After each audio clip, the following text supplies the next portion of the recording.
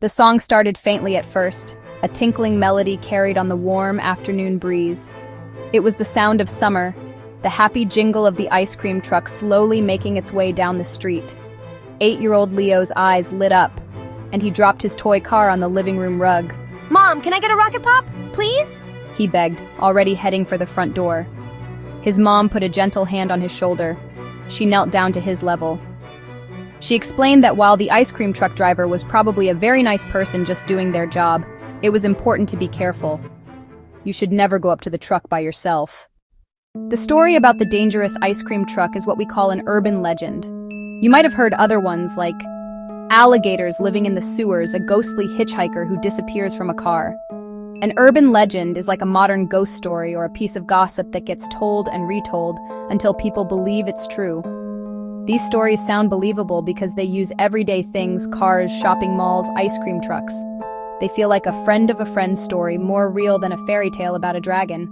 The main job is to teach a lesson or warn in a memorable and sometimes scary way.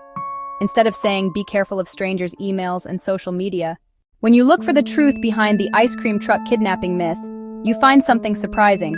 There is almost nothing there.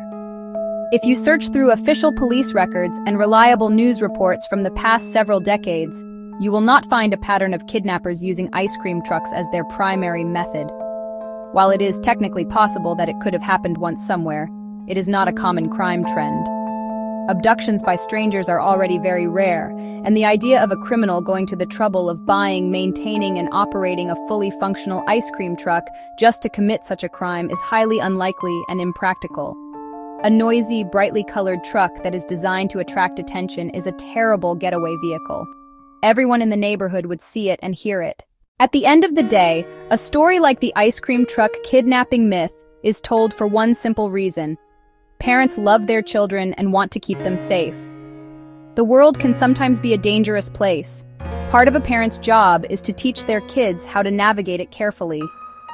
A simple rule like "don't talk to strangers" can be easy for a child to forget when faced with a tempting situation.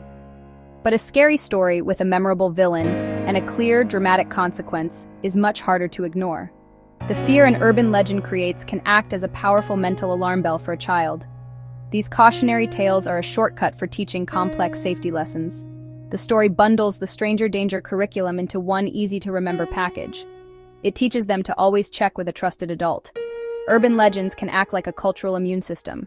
They highlight potential dangers and reinforce social rules about safety and trust.